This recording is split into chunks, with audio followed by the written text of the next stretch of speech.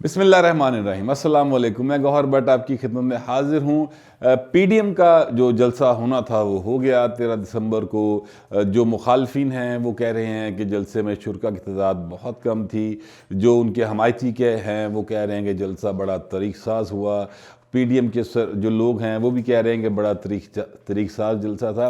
बहरहाल ये अब बातें होती रहेंगी। वीडियो क्लिप्स सबके सामने हैं, ड्रोन की तरफ से बनाई गई फुटेजेस भी हैं। ये फ़ैसला बहरहाल आवाम करेंगे कि किसका जलसा बड़ा था और कितना बड़ा जलसा हुआ।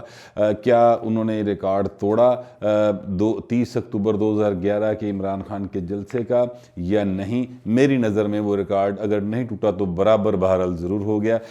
जो ऐलानात किए जाने के मुतवक्का थे वहाँ पर जलसे में वो तो नहीं हो सके, लेकिन फिर उसके बाद कल मौलाना फजल रहमान ने पीडीएम का सरबराही इजलास जाती उमरा लाहौर में बुलाया और वहाँ पर उन्होंने जो 4 घंटे की जिसको कहते हैं ना मगज़मारी, उसके बाद उन्होंने प्रेस ब्रीफिंग दी और फिर एक ऐलान लाहौर के नाम से उन्होंने एक अपना अलामिया भी जारी किया। उसमें उन्होंने ये जो ना ऐलानात किए और जो मैं आपके सामने रख रहा हूँ। उसमें उन्होंने ये कहा कि जी हम 31 दिसंबर तक, एक तो वही बात उन्होंने की 31 दिसंबर तक इस्तीफ़े जो हैं तमाम अरकान असम्बली जो हैं वो अपनी क़यादत को जमा करवा दें। दूसरी बात उन्होंने ये की कि 31 जनवरी 2021 तक, यानी अगले माह की 31 जनवरी तक ये जो है बाकायदा तौर पर हुकूमत मुस्ताफ़ी हो जाए, वरना बसूरत दीगर 1 फरवरी को हम फिर लॉन्ग मार्च का ऐलान कर देंगे। इसी तरह उन्होंने इस अलामिये में कहा कि हम इस्लामी दफात जो आइन में हैं 18वीं तरमीम, बुनियादी और माशी हकूक़ का दिफा करेंगे। और फिर उन्होंने मौलाना फजल रहमान ने जब टाक की तो उन्होंने ये भी कहा कि हमारे जलसे की मनफी कवरेज के लिए एक अदारा जो है वो मुतहरिक रहा। उन्होंने नाम लिया अदारे का, लेकिन मैं नाम नहीं ले रहा। उन्होंने कहा कि वो अदारा मुतहरिक रहा कि मनफी कवरेज की जाए उसकी, और वो हमें पता चल गया है और उन्होंने इस बात की मजम्मत भी की। बहरहाल इस मौका पर जो अहम बात है वो ये है कि बिलावल भुट्टो ने ये कहा कि हमारी सीईसी जो है वो इस्तीफ़ों के हवाले से फ़ैसला करेगी और जो फ़ैसला वो करेगी वो मुझे भी कबूल होगा और वो एतज़ाज़ अहसन को भी कबूल होगा, क्योंकि एतज़ाज़ अहसन जो हैं वो जब से पीडीएम का ये इजलास हो रहे हैं और पीडीएम मारज़ वजूद में आई हैं, एतज़ाज़ अहसन बहुत ज़्यादा नाकिद हैं। ओपनली वो तनकीद करते हैं मुस्लिम लीग नून की क़यादत के ऊपर और एक अरसे से करते चले आ रहे हैं। किसी दौर में वो बाकायदा वकील रहे नवाज़ शरीफ के, बल्कि 2002 के इंतखाबात में तो उन्होंने जो इलेक्शन कंटेस्ट किया था उसमें उन्होंने लिखा था बाकायदा अपने पोस्टर्स के ऊपर नवाज़ शरीफ का वकील, बेनज़ीर का वकील, एतज़ाज़ अहसन। तो नवाज शरीफ के नाम पे वोट भी उन्होंने बहरहाल लिए थे। तो वो बहुत ज़्यादा तनकीद जो है वो कर रहे हैं। तो इस हवाले से बिलावल को जो सवाल हुआ तो उन्होंने कहा कि मैं सीईसी का पाबंद हूँ और सीईसी जिस तरह से कहेगी उस तरह करेंगे। लेकिन उन्होंने साथ ये वाज़ेह किया कि अब डायलॉग का वक्त ख़त्म हो गया है, अब इमरान खान के इस्तीफ़े का वक्त शुरू हुआ चाहता है। अगर इस सारी सूरत हाल को देखें गौर से तो अभी भी कोई हतमी ऐलान ना इस्तीफ़े असम्बलियों में जमा करवाने का और ना ही लॉन्ग मार्च का कोई हतमी ऐलान किया गया है। यानी ये कहा गया कि 31 जनवरी तक हुकूमत मुस्ताफ़ी हो जाए, लेकिन ये नहीं बताया गया कि अगर ना हुई तो 1 फरवरी को हम बाकायदा लॉन्ग मार्च शुरू कर देंगे। सिर्फ ये कहा गया कि 1 फरवरी को हम फिर लॉन्ग मार्च का ऐलान करेंगे, उसकी तारीख का ऐलान करेंगे। तो वो तारीख पे तारीख पड़ती चली जा रही है पीडीएम के जो है ना, और ये एक तरीक़ेकार होता है कि जो सा मैक्सिमम दबाव बढ़ाया जाए। और अभी भी मैं समझता हूँ कि पीडीएम की क़यादत जो है वो टकराव से, बराह रास्त टकराव से बचना चाह रही है और वो ये रूम दे रही है हुकूमत को या इस्टेब्लिशमेंट को कि वो कोई दरमियानी रास्ता निकाल लें। इस बारे में मेरी इतलात ये हैं कि हुकूमत ने यानी पीटीआई ने इमरान खान की क़यादत में आज एक इजलास सा किया और उसमें अभी तक गैर मुसद्दक़ा हैं, लेकिन इतलात बहरहाल हैं कि उन्होंने कोई कमेटी जो है असद उमर, शफकत महमूद, परवेज़ खटक पर मबनी एक कमेटी सी बनाई है कि वो पीडीएम की क़यादत से राब्ते करे और मुज़ाकरात के लिए कोई सिलसिला चलाए।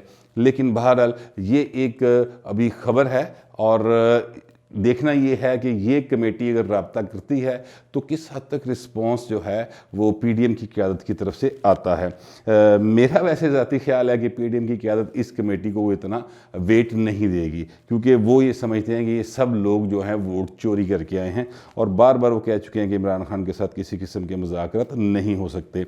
बिलावल भुट्टो ने ये कहा कि मैं कल जा रहा हूँ शहबाज शरीफ से मिलने के लिए, और ये चूँकि उनकी वालदा की डेथ हुई है और मैं उनकी ताज़ियत के लिए जा रहा हूँ, और ये हमारी रवायत है कि अगर कोई ऐसा खुदा न खास्ता वाक़या हो जाए तो फिर ताज़ियत के लिए जाया जाता है।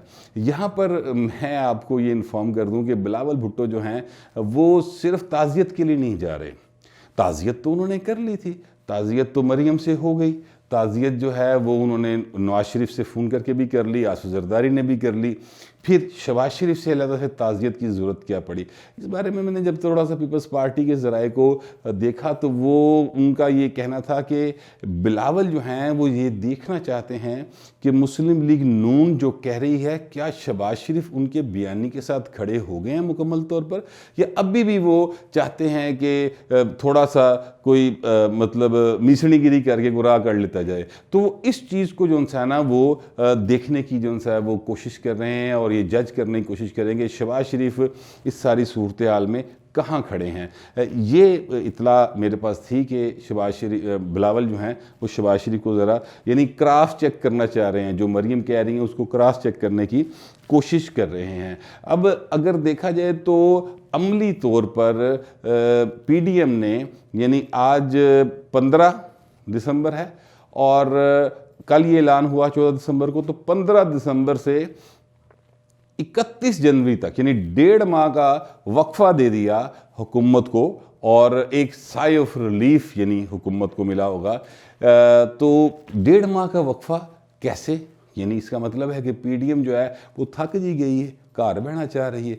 तो इस पर जब एक बात हुई ट्विटर के ऊपर तो मरियम नवाज़ ने ट्वीट किया कि मैंने महंगाई मार्च करूंगी मैं, और इस हवाले से मैंने अपना शेड्यूल तय कर लिया है, जिससे बड़े वाज़े तौर पे समझ आ रही है कि पीडीएम की तमाम जमातें जो हैं वो मुस्लिम लीग नून का अपना एक स्टांस है, जबकि पीपल्स पार्टी और मौलाना फजल रहमान हर एक का अपना अपना एक स्टांस है। वो सिर्फ एक मिनिमम जो एजेंडा है उस पर मुत्तफिक हैं, लेकिन हर कोई अपनी अपनी सियासत के साथ आगे बढ़ रहा है। तो अगर देखा जाए तो पीडीएम जो है यानी बिलावल भुट्टो, मैंने कल भी अर्ज़ किया था कि बिलावल भुट्टो ने अपनी स्पीच में कहा कि अगर आप इसको घर भेज दें सिलेक्टेड को तो फिर सिलेक्टर्स के साथ बात हो सकती है। तो बिलावल ने अपनी बात को ऐसे लगता है कि पीडीएम के इजलास में मनवा लिया है और वो अभी भी यानी इस्टेब्लिशमेंट के साथ बात करने के लिए तैयार हैं। और जैसा कि मैं बार बार कह रहा हूं कि राब्ते बहरहाल मौजूद हैं और नवाज शरीफ के साथ भी राब्ते हैं, वहाँ पर भी कुछ लोग बैठे हुए हैं और कुछ लोग जो हैं वो दूसरे ममालिक के अहम लोगों के साथ राब्ते में हैं जो कि नवाज शरीफ के ऊपर दबाव डाल सकते हैं या उनसे बात कर सकते हैं। इसी वजह से नवाज शरीफ ने भी बाकायदा कल नाम नहीं लिए और इसी वजह से शायद बिलावल भी जो हैं वो अभी ये कह रहे हैं कि हमें सिलेक्टर्स के साथ तब बात करेंगे जब सिलेक्टेड को घर भेज देंगे। यानी दोनों जमातें जो हैं वो अपनी अपनी सतह के ऊपर राब्ते रखना चाहती हैं और सिर्फ उनका मकसद ये है कि इमरान खान से जान छूट जाए। और जो बात पहले कही गई थी कि जी इनसे भी जान छुड़ाएं, यानी इस्टेब्लिशमेंट भी जो है वो अपना रोल ख़त्म करे सियासत में, ये बात आज भी उन्होंने जो उनसे है वो अपने एलामिये में कही है, लेकिन अमली तौर पर वो इसकी तरफ कदम फ़िलहाल नहीं बढ़ा रहे। देखना ये है कि पीडीएम की क़यादत और इमरान खान की हुकूमत दोनों ये असाब शिकन जो एक इस वक्त जंग जारी है उनमें से कौन जीतता है और कौन हारता है। लेकिन मैं ये समझता हूँ कि जो भी सूरत हाल हो हुकूमत के लिए जो है ना वो सुकून करने का वक्त नहीं है, क्योंकि पीडीएम की क़यादत के पास खोने को कुछ नहीं जबकि हुकूमत के पास खोने को बहुत कुछ है। अब तक के लिए इतना ही, मिलते हैं अगले वीलॉग में।